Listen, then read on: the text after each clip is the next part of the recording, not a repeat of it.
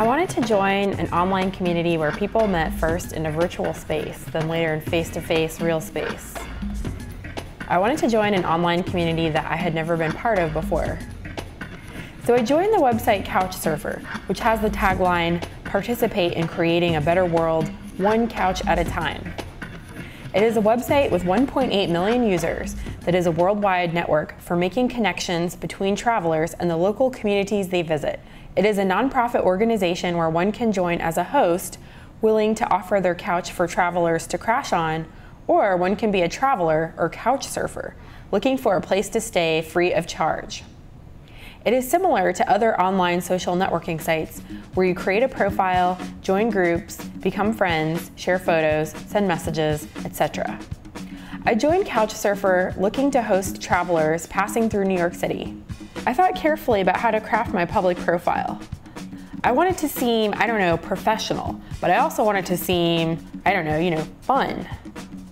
Another tone I wanted to set through my public page was low expectations for hosting. Unfortunately, I don't have the time, energy, or the money to be a great host and do things like cook great meals, ride bikes along Riverside Park, go out to fun nightlife events, or show guests the quirks of New York City, like the backdoor rooms in Chinatown where you can buy knockoff designer handbags. At first, I had no emails. I faced an empty, dusty inbox every day. This led me to my main question regarding couchsurfing participation. How does one create trust among strangers? So I decided to do two things. First, I became a verified member where CouchSurfer sent me a postcard with a special code on the back, which I entered to prove that I live where I say that I live. Second, I contacted one of the CouchSurfer ambassadors, who are people that have been around long enough or hosted enough people or generated enough social capital to occupy this higher position in the couchsurfing community.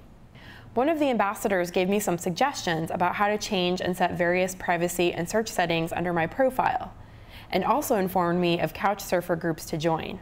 Soon my inbox was flooded with requests from all over the globe to stay on my couch. This is my couch. Most of my requests came from females traveling solo.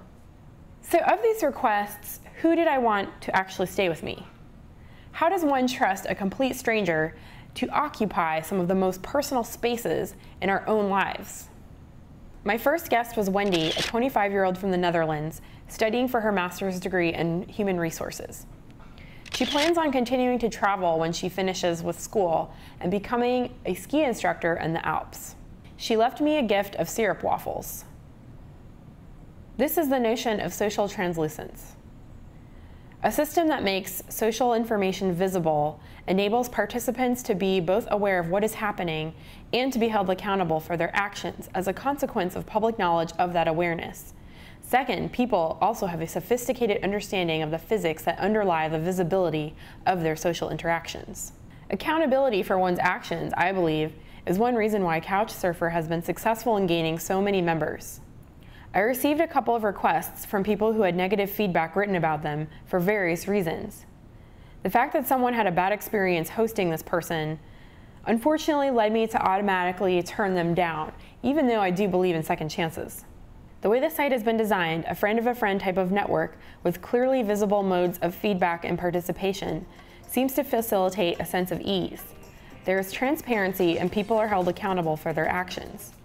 My second guest was Sabrina from England, a 22-year-old student who was doing a week-long internship at a fashion house in New York City. She gave me a gift of chocolate. Even though CouchSurfer has ideals of connectivity and open-mindedness, I would argue that a significant factor of trusting a stranger through CouchSurfer is based on the idea of low social distance. This comes from my own experience and also by examining other people's profiles and looking at their feedback walls and who or what types of people they've interacted with through this site. Most often, they are of similar age and background.